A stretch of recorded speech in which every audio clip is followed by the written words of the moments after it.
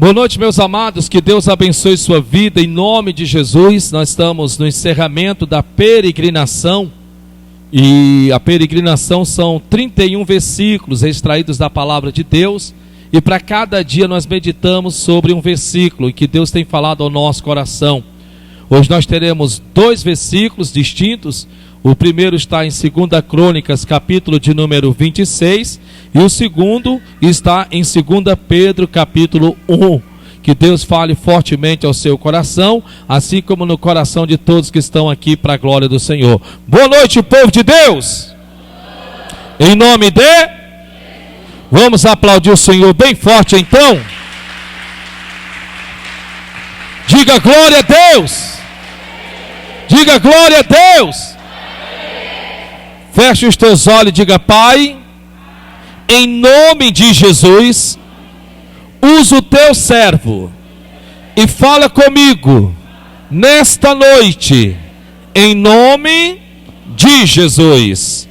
Deixa eu fazer uma oração. Pai, e que a tua palavra vá e rompa barreiras, coloque obstáculos por terra e fale poderosamente ao nosso coração para a tua glória. Diga amém e aplauda Jesus então.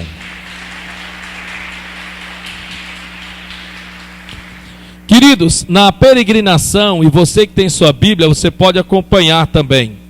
Na peregrinação nós vamos ler 2 Crônicas, capítulo 26, versículo de número 5, a parte B do versículo, tá certo? Na peregrinação, que diz assim: e nos dias em que buscou ao Senhor, Deus o fez prosperar. E no momento em que se dispôs buscar o Senhor, Deus o fez prosperar. Nada acontece sem uma oração. Absolutamente nada acontece da parte de Deus sem que você ore. A questão é, todos nós sabemos disso. Você sabe que nós devemos orar. O acesso que temos ao Pai é por meio da oração, através da oração. Mas nós mesmos nos perguntamos, mesmo sabendo isto, por que não levamos uma vida de oração? Segundo, por que é tão difícil orar? Simples, porque a minha natureza, a tua natureza, a nossa carne em si, ela abomina uma vida de oração. Tudo que discerne ao mundo espiritual, a nossa carne rejeita. Ela não almeja, ela não deseja, ela não quer. No livro de Gálatas, a Bíblia Sagrada diz em que a carne faz-se inimizade contra o Espírito, e um opõe-se um ao outro, para que não façais o que quereis. Então, quando você acessa o mundo de Deus, que é o mundo espiritual, a sua carne não quer que assim você o faça. Lhe dá sono, lhe dá cansaço, lhe dá fadiga, lhe dá preocupação, lhe dá inquietação, lhe dá dúvidas, lhe dá sentimento de sentir-se culpado ou condenado. Tudo com questão de quê? Para que você abandone a sua vida de oração. Porém, a Bíblia Sagrada diz, e acabamos de ler, que há recompensa para os que se dispõem a buscar o Senhor. A Bíblia diz que perto está o Senhor daqueles que lhe buscam. Imagine só, no momento em que você diz, vou orar, vou buscar a face de Deus, naquele exato momento, você está trazendo a presença de Deus até você. Naquele momento, não é só você, é você e Deus. A Bíblia Sagrada diz que de nada tem falta aqueles que buscam ao Senhor. Olha que coisa bonita. Quando você vai diante de Deus, quando você se coloca diante de Deus, a Bíblia diz que de nada tem falta, de nada, absolutamente nada tem falta aqueles que buscam a face do Senhor. A Bíblia nos orienta, nos aconselha, no livro de Mateus capítulo 6, que buscar em primeiro lugar o reino dos céus e a sua justiça, e as demais outras coisas vos serão acrescentada. Veja que só há recompensa quando nos dispomos buscarmos a Deus. A questão é Todos nós sabemos disso. Você sabe disso. Eu sei disso. Nós sabemos disso. Mas por que não levamos uma vida de oração? Por que não nos trancamos nos nossos aposentos? A Bíblia Sagrada diz: ora ao teu pai que está em secreto, e o teu pai que vê e ouve em secreto te responderá publicamente.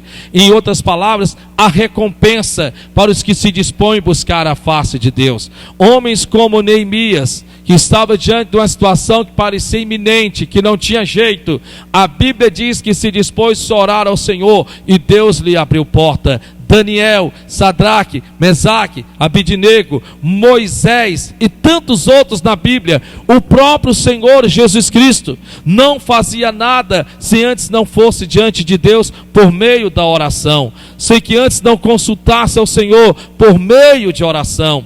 É impressionante dizer que a Bíblia Sagrada diz e nos ensina que a oração é a respiração da alma.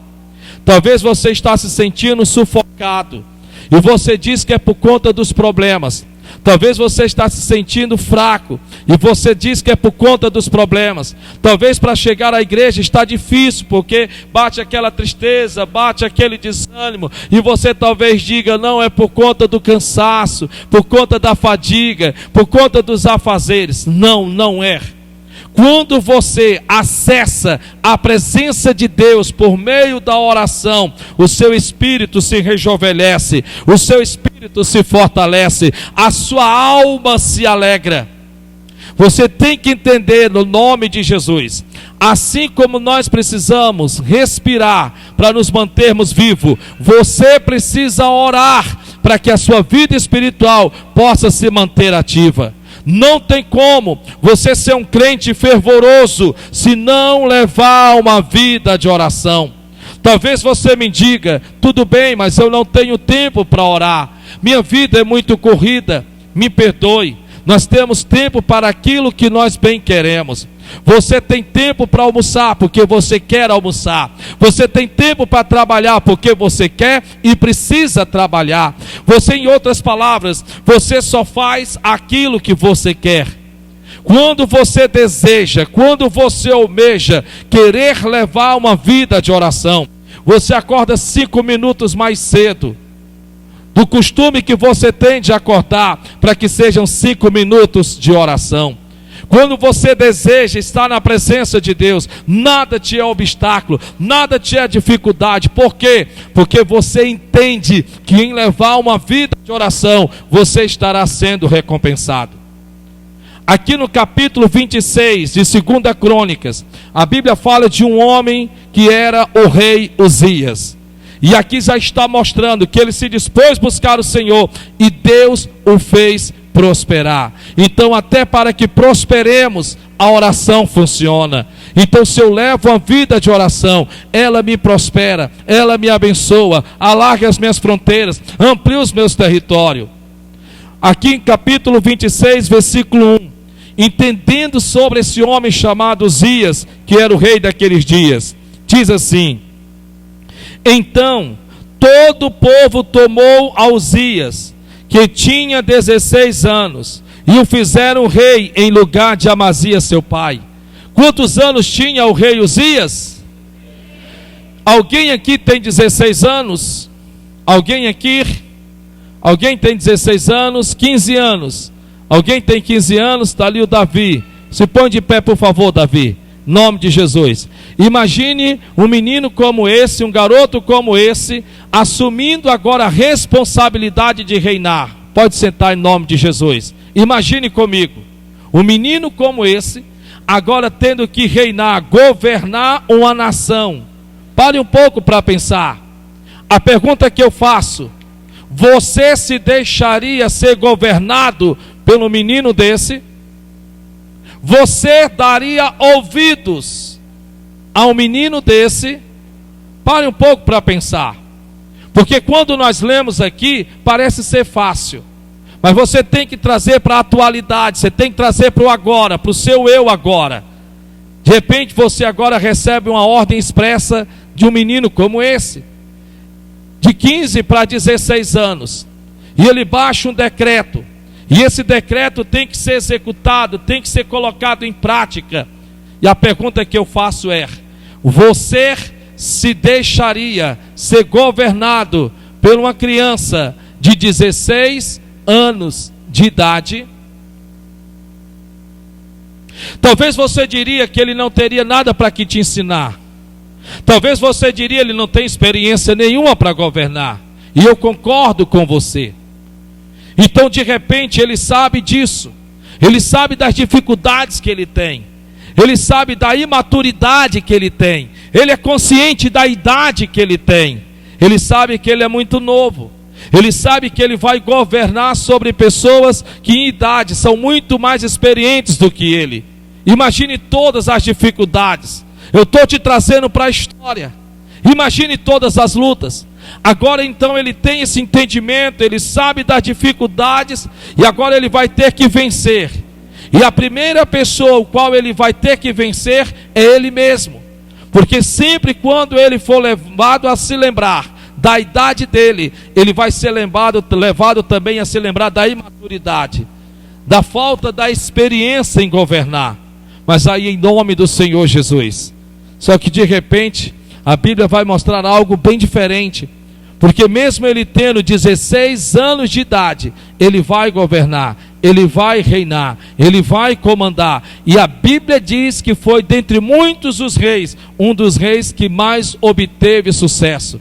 Um grande rei que teve de levantar um grande exército nos tempos de Israel. Oh, louvado seja Deus por isso. Mas por quê? Porque está escrito: porque ele, Uzias, se dispôs a buscar a face do Senhor. Ele entendeu que pela idade não tinha como governar. Ele entendeu que pela pouca idade não tinha experiência suficiente para governar. Mas ele também entendeu que se ele se dispôs a buscar o Senhor, a buscar a presença do Senhor, Deus através dele iria governar, Deus através dele iria reinar. Então com isto, eu quero que você que está aqui me ouça muito bem. Porque a Bíblia Sagrada diz que ele vai fazer algo que nós precisamos fazermos nos dias de hoje. O que é mais interessante é que a Bíblia diz, no versículo de número 5, está escrito assim: porque deu-se a buscar a Deus nos dias de Zacarias, que era entendido nas visões de Deus. Opa, o que é isso, meu Deus? Preste atenção no nome de Jesus. Porque deu-se, se ofereceu. Preste bem atenção. Porque deu-se, se ofereceu. E ofereceu-se a quê? A buscar a presença de Deus. Mas a Bíblia vai nos mostrar o segredo dele. Ele tinha um segredo. Ele tinha uma carta por detrás das mangas.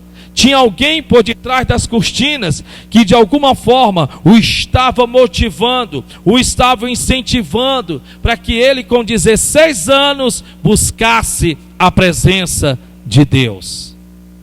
Preste bem atenção, porque Deus tem uma palavra para você aqui nesta noite, em nome do Senhor Jesus de Nazaré. Veja que a Bíblia agora vai nos dar um segredo dele. Porque quando nós lemos em que ele, o rei Uzias, se dispôs a buscar a Deus e ele prosperou, logo nós pensamos: já sei, vou entrar nos meus aposentos, vou buscar ao Pai que está em secreto, e o Pai que vê e ouve em secreto vai me prosperar abundantemente. Amém. Mas só que de repente, Deus vai nos mostrar que havia um segredo, que havia algo por detrás, que o levava a fazer assim, que o levou a ter uma vida de buscar a presença de Deus. E aqui de repente, quando nós lemos, nós, para a glória de Deus, temos o segredo da parte dele. Porque a Bíblia diz: porque deu-se a buscar a Deus nos dias de Zacarias. Quem era Zacarias? Era o sacerdote, podia-se dizer que era o profeta daquele tempo. Em outras palavras, A Bíblia está dizendo que este homem chamado rei Uzias, com 16 anos de idade, buscou uma pessoa que tivesse mais conhecimento de Deus para a vida dele do que qualquer outra coisa. Em outras palavras, o que a Bíblia está dizendo é, ele tinha um mentor. Ele tinha quem viesse mentorizá-lo, ensiná-lo, conduzi-lo, ou até, se necessário fosse, corrigi-lo. Preste bem atenção no nome de Jesus. Veja que a Bíblia Sagrada está dizendo, porque deu-se a buscar a Deus nos dias de Zacarias. E por quê? A Bíblia diz, porque era entendido nas visões de Deus. Olhe para o seu irmão que está do seu lado e diga, Deus quer falar contigo nessa noite. A primeira coisa que eu quero lhe dizer é, você não vai a lugar nenhum sozinho.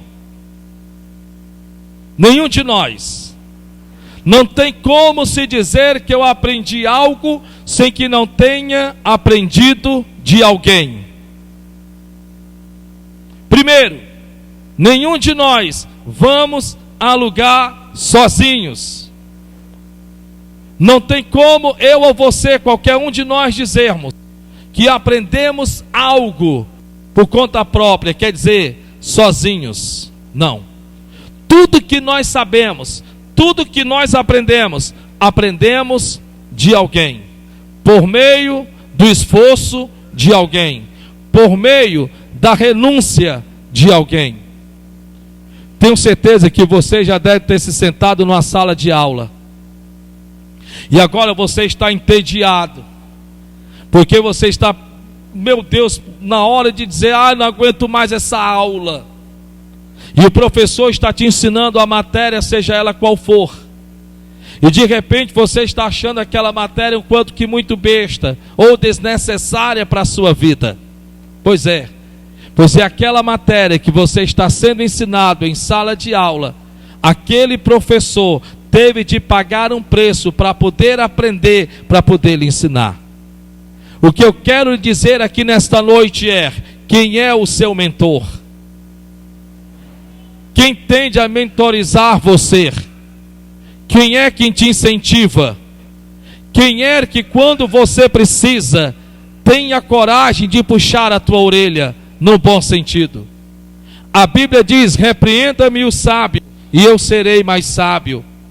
Porém a Bíblia Sagrada também nos ensina, em que até o tolo favorece aquele que não quer ser repreendido. Até o tolo favorece aquele que não quer ser repreendido. Quem é o seu mentor? Com quem você passa muito tempo sentado na calçada da sua casa conversando? O que você aprendeu naquela conversa? Do que te valeu naquela conversa? Com quem mais você passa tempo conversando no seu celular? O que você aprendeu durante aquele tempo no seu celular? Quem é o seu mentor? Quem te mentorizou? A Bíblia fala de grandes mentores. Moisés. A Bíblia diz que Moisés foi um homem em que viu o Senhor pelas costas. E agora a Bíblia Sagrada diz que ele vai ter um pupilo, que no caso um discípulo chamado Josué. A Bíblia Sagrada diz que o passo que dava Moisés, Josué dava atrás, porque Josué percebia que Moisés tinha o que ele precisava. Ele foi um homem inteligente.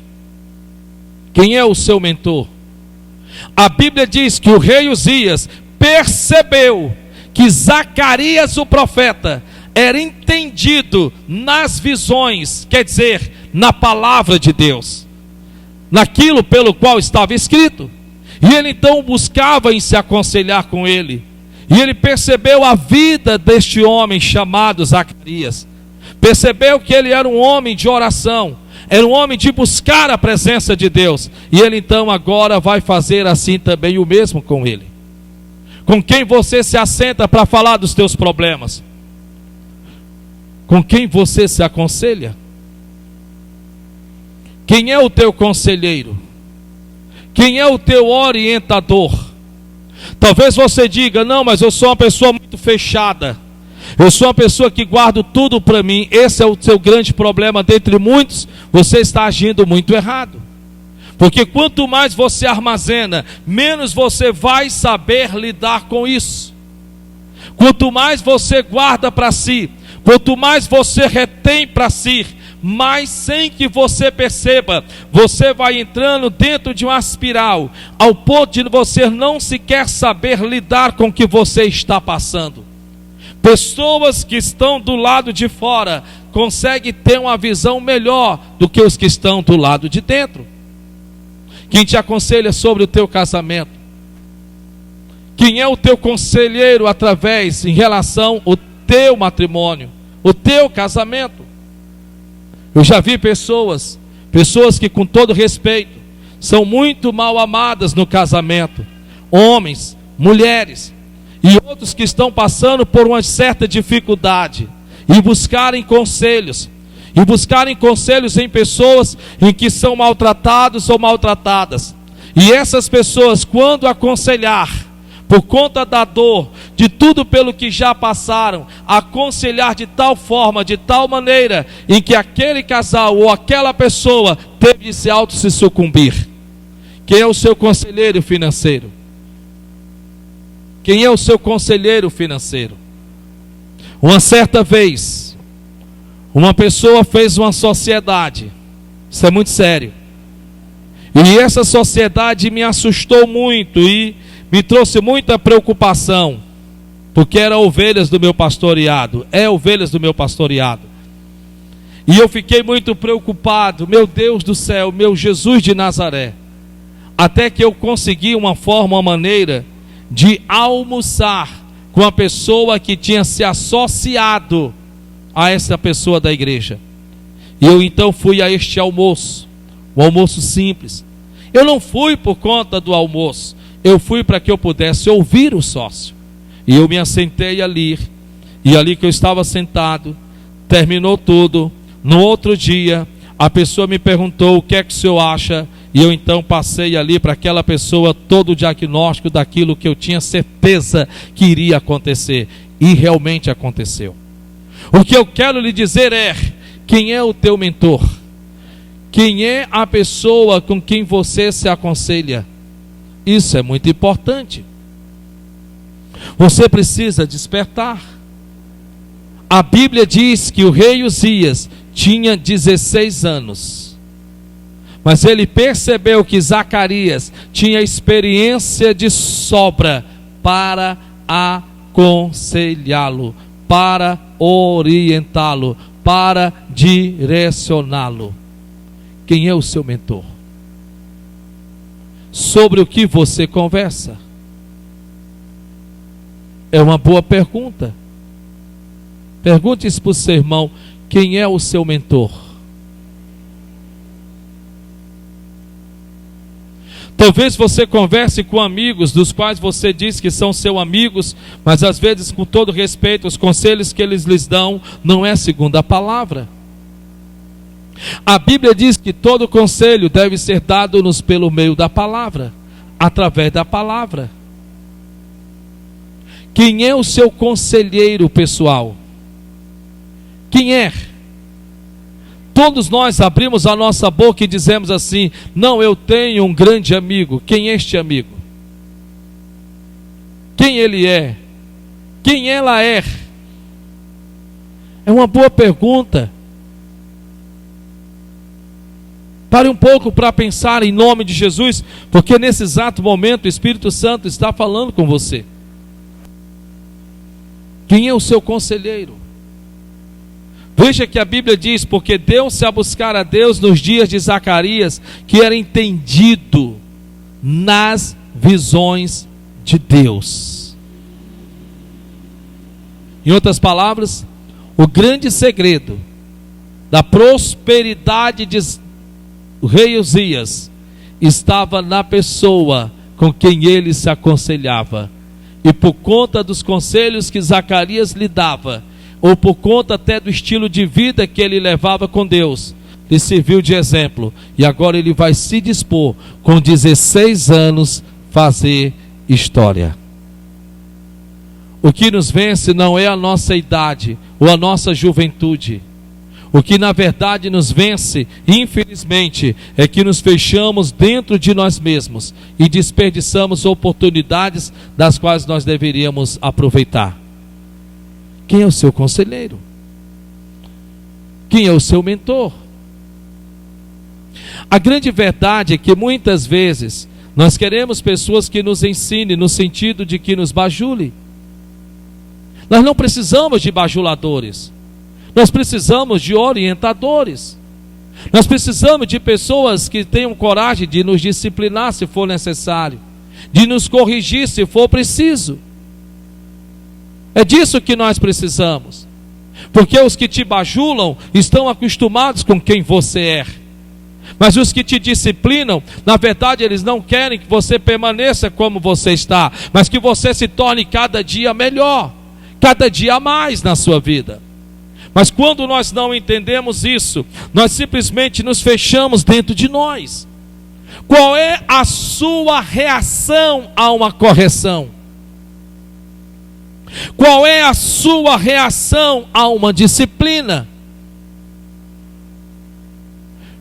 Como você reage? É uma boa pergunta. Qual é a sua reação diante de uma correção? Você sai chutando a lata? Você fecha a cara? Você agora está com raiva do seu mentor? Talvez ele seja o seu professor, o seu educador. Talvez de repente esta pessoa, ela seja até mesmo o seu patrão, a sua patroa. A questão é que você tem que se perguntar qual é a sua reação diante de uma correção. Você se fecha? Nós temos um irmão na igreja e Deus fez um milagre grande na vida dele. Para a glória de Deus, Deus pode-se dizer que trouxe da morte à vida. Ele estava praticamente quase que indo por conta da Covid. Entramos em oração e intercessão, Deus fez o milagre, glória a Deus. Agora ele veio participar de uma reunião em que eu me lembro muito bem, em que era uma reunião de obreiros, mas estava aberto para quem quisesse vir orar. E ele veio de bermuda. E no que ele veio naquele dia de bermuda, naquela reunião, eu me lembro muito bem que eu o corrigi. Mas era praticamente o primeiro culto, irmão Edir Rubens, que ele estava vindo participar comigo. Era a primeira reunião. Eu corrigi. Eu, naquele exato momento, chamei a atenção. E ele então simplesmente, e quem estava aqui naquele dia deve lembrar-se, ele somente disse: me perdoe, meu pastor, me perdoe. Talvez você esteja de bermuda agora, não se sinta constrangido, não é isso que eu estou dizendo. Eu estou lhe dando um exemplo a uma reação diante de uma correção. Se me perdoe, meu pastor. Você sabe o que é mais interessante? É que depois ele teve a confidenciar para mim. E ele disse, para a glória de Deus, em que ele já tinha ido a outras igrejas. E por conta, entre aspas, aparente status da pessoa dele, os pastores nunca sequer tiveram, entre aspas, a coragem de discipliná-lo. E ele disse para mim: meu pastor, o senhor nada mais nada menos me ganhou mais ainda para Jesus. Eu me lembro de uma irmã na igreja do Genibaú. Esta irmã, me lembro como se fosse hoje. Ela chegou na igreja, sentou-se e pegou as duas pernas e colocou na cadeira que estava logo à sua frente. E ela simplesmente estendeu as duas pernas dentro da igreja na hora do culto. E eu estava pregando, ministrando a palavra, e eu comecei a pregar e disse: tira os pés da cadeira que tu não está na tua casa.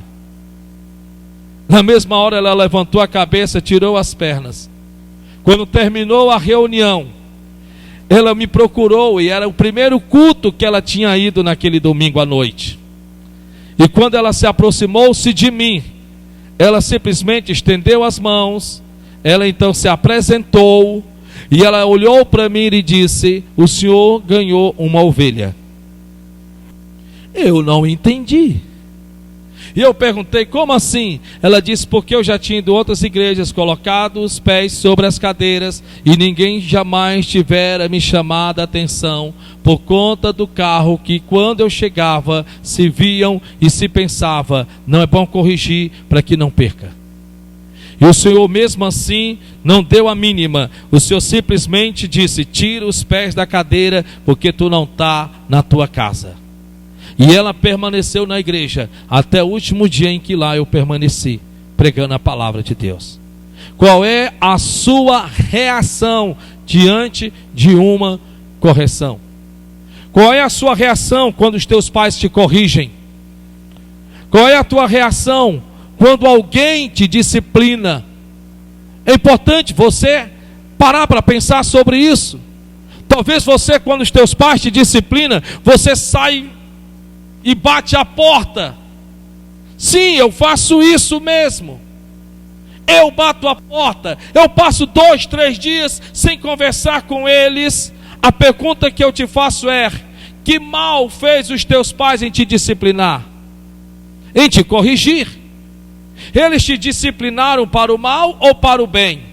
A correção foi para o bem ou para o mal? Não, foi para o bem. Eles querem que eu estude, eu não quero estudar. Eles me disciplinaram por conta das companhias com que eu estou me acompanhando, e eu sei que não são boas companhias, mas é com eles que eu quero estar. E eles então pegaram no meu pé, o senhor sabe, né? Eles me corrigiram, e isso me trouxe muita raiva, isso me trouxe muita ira. Deixa eu te falar uma coisa, querido, escuta o que eu estou te falando em nome do Senhor e Salvador Jesus Cristo. Qual é a sua reação diante de uma correção? Uma correção te pode impedir uma multidão de problemas. Uma correção te pode impedir dor de cabeças desnecessária. Qual é a sua reação? Quando a tua esposa chega para você e diz algo, qual é a tua reação diante dela? Quando o teu marido, do mesmo jeito, qual é a sua reação diante dele? Como é que você age? Como é que você interage com pessoas que te corrigiram? Não sou mais a mesma, não sou mais o mesmo. Eu fecho a cara, endureço o coração. Em outras palavras, você não quer quem te ensine, você quer quem te agrade. Você não quer quem te discipline, você quer quem passe a mão sobre a sua cabeça. Qual é a sua reação? Qual é a sua reação? Ah, meu pastor, olha, eu quero que o senhor entenda que eu sou livre. Sim, nós somos livres. Sim, nós somos livres, mas mesmo sendo livres, não é desperdício nos darmos ao ensinamento. Este homem entendeu que Zacarias era entendido nas visões de Deus, e por conta disso, para a glória do Senhor, Deus o fez prosperar. Quem é o teu conselheiro financeiro? Quem te aconselha a lidar com dinheiro? Quem te orienta como administrar o seu dinheiro? Talvez você esteja assim: nossa, quer dizer que eu tenho que trazer um intrometido para a minha vida? Não é isso. Não é você trazer um intrometido para a sua vida. Não tem nada a ver uma coisa com a outra. O que eu estou lhe dizendo é: se você não sabe lidar, é porque você não teve quem te ensinasse. Se você não sabe lidar, é porque você não teve quem te ensinasse. Se você não está sabendo lidar com o problema conjugal, é porque não teve quem te ensinasse nessa área. Às vezes é um vício. Às vezes você tem um vício em pornografia e você não consegue se libertar. Você não consegue se soltar disso. Quando você menos percebe, você tropeçou e caiu mais uma vez. Você não consegue ficar sem acessar a internet e não ver pornografia. Você é casado, você é casada, e muitas vezes você é levado a essa atitude, comportamento. E você então fica com raiva porque você não devia ter feito aquilo, e bate o arrependimento no seu coração, mas passa uma semana, passa outra, passa um mês, e você cai mais uma vez. E parece um ciclo vicioso. E você agora está com raiva de novo de você mesmo. Agora você está chateado com você mesmo, porque você diz para você mesmo que não consegue se libertar. Você não quer aquilo para você. Você não deseja aquilo para você. Você não quer. Mas quando você menos percebe, você volta a praticar de novo. Por quê? Porque quem é que te ensinou a saber lidar com essa área da sua vida? Quem te ensinou a saber lidar com essa área da sua vida? Não, ninguém me ensinou. Então, com certeza, você não vai saber como agir diante dessa situação. Vocês estão aqui nessa noite? Deus está falando com você? A Bíblia diz que o rei Uzias percebeu que Zacarias era um homem entendido nas visões de Deus. Por isso se dispôs a buscar o Senhor, e Deus o fez prosperar. No mês de março, escute, no mês de março, em nome de Jesus, nós vamos ter a primeira escola de sabedoria aqui na Celebrai. A escola de sabedoria é uma tarde na presença de Deus. É uma tarde que você se assenta na sala de aula do Espírito Santo. Começa 14h, vai até meados 5h40 da noite, 5h40 da tarde. Quase 6 horas para anoitecer. Na maioria das vezes, são praticamente 4 horas de ensinamento, com 15 minutos de intervalo. Ensinamentos dos quais eu não prego aqui no altar, porque requer tempo para se explicar, para se ensinar. A pergunta que eu me faço é: será que, com todo respeito, me perdoe a ignorância, será em que eu vou ter pessoas amantes do conhecimento? Será que nesse dia que eu disser, gente, nós vamos ter a escola de sabedoria tal dia, será que essas pessoas vão entender que é melhor aprender para saber fazer, do que passar a vida inteira tentando fazer sem saber, e o pior é não conseguindo fazer? Você levaria menos tempo para resolver um problema se você aprendesse a lidar com ele. Vou repetir: você levaria menos tempo para resolver um problema se você aprendesse a lidar com ele. Por que a sua vida vive como se numa roda gigante financeira? Parece que você já passou pelo mesmo problema 1000 vezes, e parece que você já não aguenta mais. Por que a sua vida é tão repetitiva em determinados problemas? Porque você nunca se dispôs a parar para aprender a saber lidar com ele. Quantas vezes você não fez essa promessa? Quantas vezes você não fez essa promessa? A partir de hoje eu não vou mais comprar em cartão de crédito. Não vou, pronto, e acabou-se. Você já está de novo, mais uma vez, enrolado em cartões de crédito. E você está chateado, você está com raiva, você está furioso. E você olha para o cartão de crédito e culpa o cartão de crédito. Só que o cartão de crédito não sai do seu bolso se você não colocar a mão nele. Não tem como o rapaz do mercantil ou da mercearia, ou seja, de que for, da loja que quer que seja, não tem como ele pegar o seu cartão e a sua senha para usar, é você que vai ter que utilizá-lo. Quem te ensinou? Você levaria menos tempo. A questão, você sabe qual é? É que infelizmente nós queremos pronto e não aprendemos como fazer. Nós queremos pronto. Fica muito fácil pegar o bolo feito. O importante é aprender a fazê-lo, para quando você precisar, você mesmo ir fazer o seu próprio bolo e desfrutar daquilo que você aprendeu.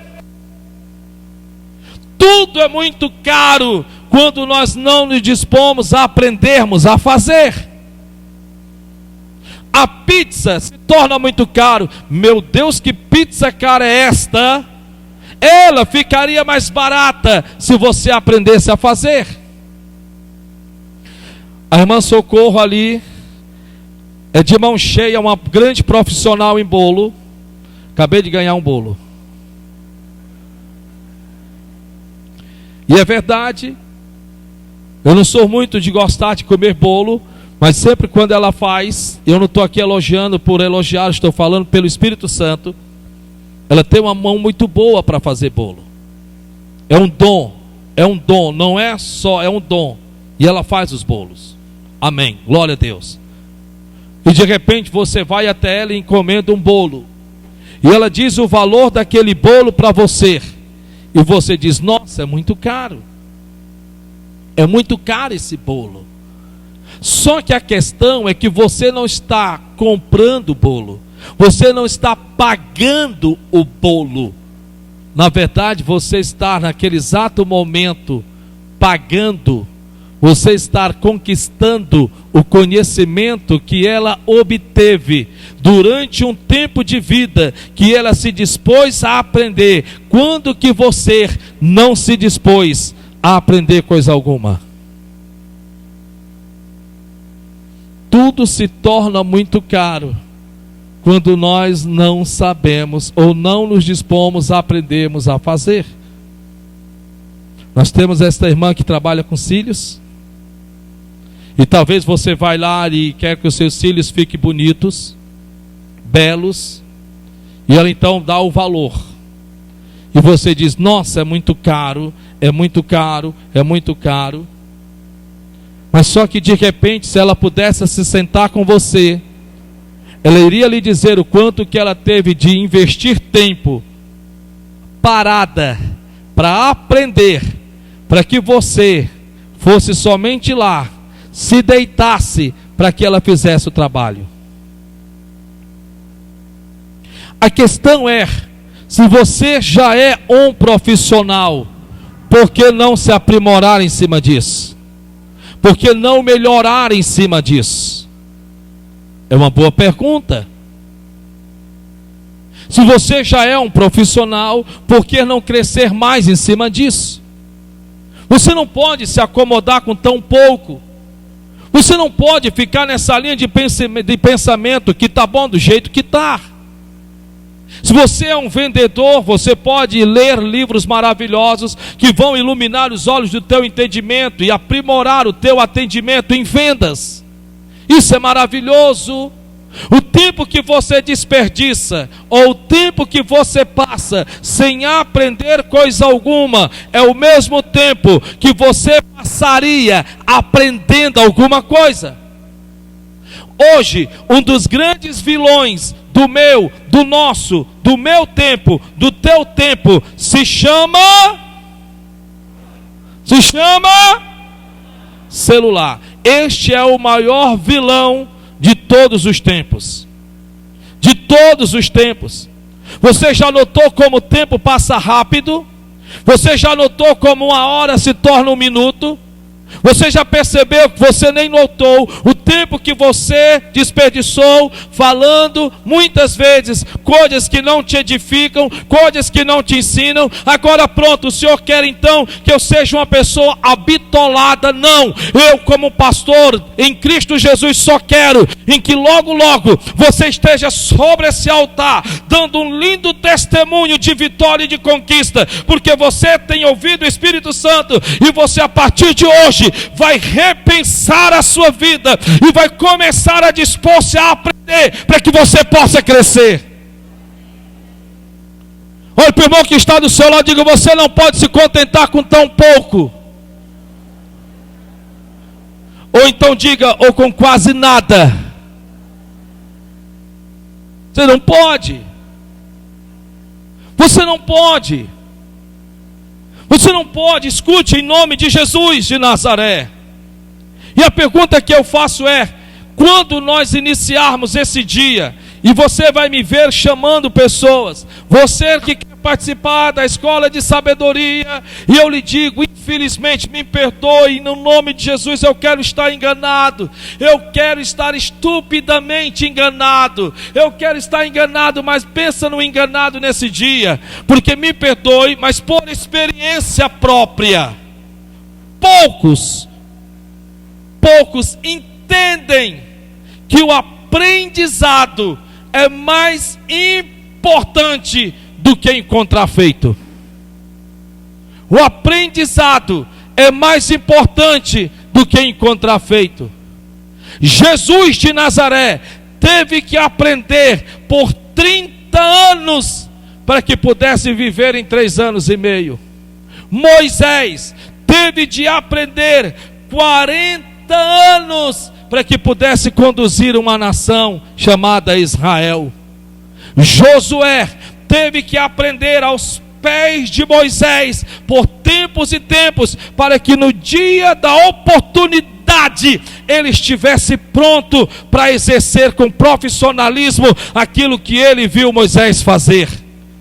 Você tem que abrir os seus olhos. Eu sei que é o tipo de mensagem que não se extrai um glória a Deus, mas você precisa.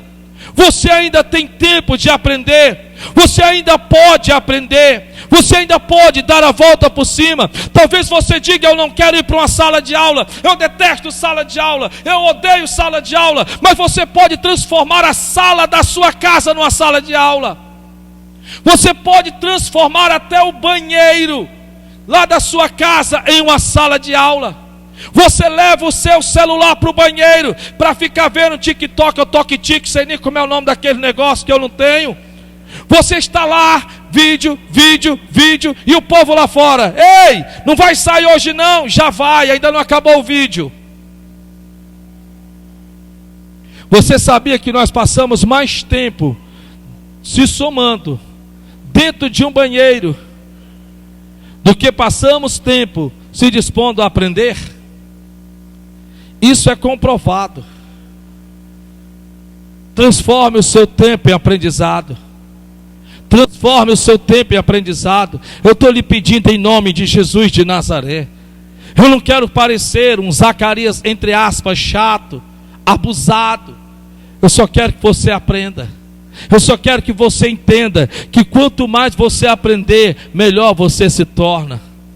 Melhor você se torna. Isso não é pedir nada de além do que você pode fazer para que a sua vida possa melhorar. Olhe para o irmão que está do seu lado e diga para ele ou para ela: você está sentado. Está muito fraco. Diga: você está sentado ao lado de uma pessoa muito inteligente. Mais uma vez: você está sentado ao lado de uma pessoa muito inteligente.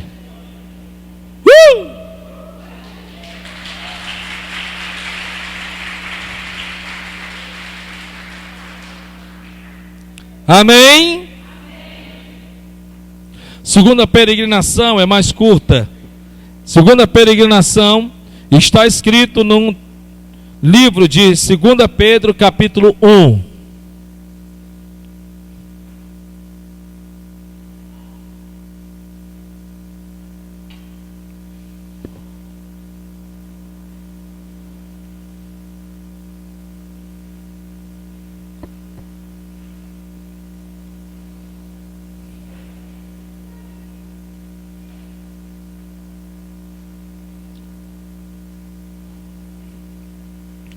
Diz assim a palavra de Deus, 2 Pedro capítulo 1, versículo de número 3.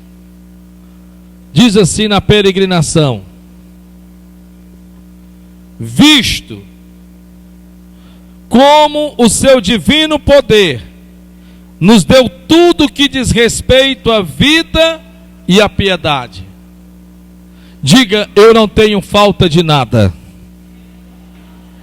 Não, está fraco. Diga: eu não tenho falta de nada. Ou nós somos muito mentirosos, ou é Deus que está mentindo.